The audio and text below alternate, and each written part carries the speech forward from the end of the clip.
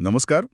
आज हम एक ऐसी खबर पर बात करने जा रहे हैं जो थोड़ी चौंकाने वाली है, हाल के आंकड़ों से सामने आई है। जी। पता ये चला है कि जुलाई के महीने में यूक्रेन को डीजल सप्लाई करने वाला सबसे बड़ा देश वो भारत बन गया है। ओहो, भारत यूक्रेन को। ये तो सुनने में थोड़ा अजीब लगता है। मतलब जैसे कोई कहे कि हलवाई की दुकान पर मिठाई बेचने जा रहे हैं। हाँ, बिल्कुल वही। लेकिन ये ताज़ा आंकड़े तो यही बता रहे हैं। हम्म। तो आज हम इसी पर जरा गहराई से बात करेंगे, समझने की कोशिश करेंगे कि भाई ये हुआ कैसे, क्या कारण है इसके पीछे, और जो जानकारी हमारे पास उसके हिसाब से इसके मायने क्या हैं। हाँ, इस मामले की तह तक चलना तो बनता है। बिल्कुल। और सबसे मजेदार बात पता है क्या है? क्या? ये जो डीजल भारत देला यूक्रेन को, वो बन रहा है रूस के कच्चे तेल से। अरे वाह! अच्छा, यहीं पर तो ये कहानी और भी मतलब पेचीदा और दिलचस्प हो जाती है। सही कहा। तो चलिए शुरू करते हैं एकदम बेसिक फैक्ट से। जैसा हमने कहा, जुलाई के आंकड़े ये दिखा रहे हैं कि यूक्रेन अपना सबसे ज्यादा डीजल फिलहाल भारत से मंगा रहा है। भारत नंबर 1 सप्लायर है जुलाई में। हाँ, लिस्ट में सबसे ऊपर। ये अपने आप में ही काफी हैरत की बात है। और जो जानकारी अपने पास है वो ये भी इशारा करती है कि इस डीजल का एक बड़ा हिस्सा, शायद ज्यादातर हिस्सा, यूक्रेन की सेना इस्तेमाल कर रही है। सेना मतलब उनके टैंक वगैरह में। हाँ, उनके जो बड़े बख्तरबंद ट्रक हैं, टैंक हैं, नेवी के जहाज हैं, यहाँ तक कि ट्रांसपोर्ट के जो दूसरे साधन हैं, उनमें भी यही डीजल इस्तेमाल हो रहा है। लेकिन अब आते हैं उस कनेक्शन पर जो इस पूरे मामले को और भी खास बना रहा है।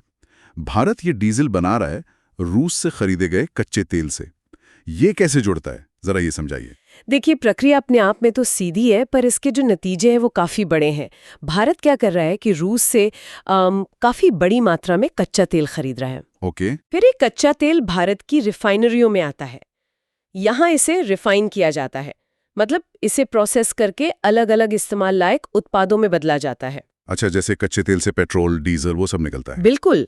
रिफाइनिंग की इस प्रक्रिया से कच्चे तेल में से कई चीजें निकलती हैं। पेट्रोल, डीजल, केरोसिन, हवाई जहाज का ईंधन जिसे एटीएफ कहते हैं, एविएशन टर्बाइन फ्यूल, हाँ। फिर सड़क बनाने वाला तारकोल, वैक्स यानी मोम, और भी बहुत कुछ। तो इसी प्रक्रिया से जो डीजल निकल रहा है, भारत उसे फिर दुनिया के अलग अलग देशों को बेच रहा है, निर्यात कर रहा है। और उन खरीदारों में अब यूक्रेन सबसे ऊपर आ गया है। लेकिन सवाल यह है कि यूक्रेन हो या दूसरे देश हो, वो खास तौर पर भारत से ही क्यों खरीद रहे हैं? मतलब कोई तो खास वजह होगी। देखिए, सबसे सीधा और शायद सबसे अहम जवाब है कीमत। जो जानकारी उपलब्ध है उसके हिसाब से भारत इस वक्त सस्ता डीजल दे पा रहा है। कीमत का फायदा। और शायद इसी वजह से, जैसे कि सोर्स में बताया गया है, दुनिया भर में भारत के पेट्रोलियम प्रोडक्ट्स की मांग में जबरदस्त तेजी आई है। हाँ, बिल्कुल। बताया जा रहा है कि कई देश मानो लाइन लगाकर खड़े हैं।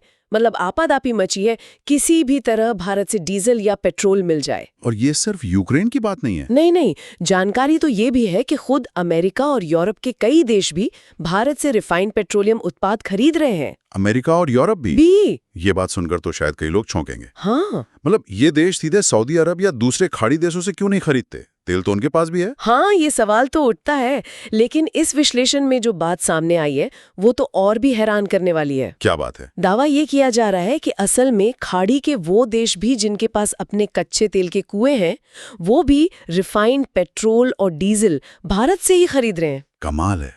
मतलब जिनके पास कच्चा तेल है वो भी तैयार माल के लिए भारत पर निर्भर है। ये कैसे हो रहा है भाई? चुनौती है उस कच्चे तेल को बड़ी मात्रा में कुशलता से और कम लागत पर रिफाइन करके इस्तेमाल लायक बनाने की। मतलब रिफाइनिंग कैपेसिटी। ओ, तो असल खेल रिफाइनिंग क्षमता का है, ना कि सिर्फ कच्चे तेल के भंडार का। ये तो पूरी तस्वीर ही बदल देता है। बिल्कुल।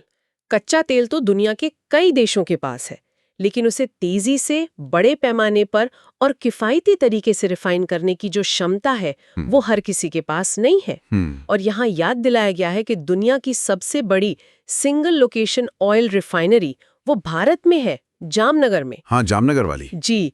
इतनी विशाल क्षमता फिलहाल न तो चीन के पास है, न ही अमेरिका के पास। तो इसका मतलब ये हुआ कि बाकी देश कच्चा तेल भले ही खरीद लें, लेकिन उसे फाइनल प्रोडक्ट जैसे डीजल या पेट्रोल उसमें बदलने की उनकी अपनी कैपेबिलिटी वो लिमिटेड है। बिल्कुल। उनकी रिफाइनिंग क्षमता उतनी नहीं है, इसलिए वो एक बार में कम कच्चा तेल ही प्रोसेस कर पाते हैं, जिससे तैयार माल भी कम बनता है। और जब आप छोटे स्केल पर काम करते हैं तो अक्सर आपकी प्रति यूनिट लागत बढ़ जाती है। महंगा पड़ता है उनको। हाँ, उनका रिफाइन किया हुआ डीजल या पेट्रोल महंगा हो जाता है। और इस मामले में भारत को डबल फायदा मिल रहा है। एक तो कच्चा तेल शायद सस्ता मिल रहा है रूस से। सही पकड़ा। जानकारी यही बताती है। 2 बड़ी बातें भारत के पक्ष में जा रही हैं। पहली, रूस से तुलनात्मक रूप से सस्ता कच्चा तेल, और दूसरी, भारत के पास जामनगर जैसी विशाल रिफाइनरियां हैं जहां बहुत बड़े पैमाने पे मतलब बल्क में रिफाइनिंग होती है।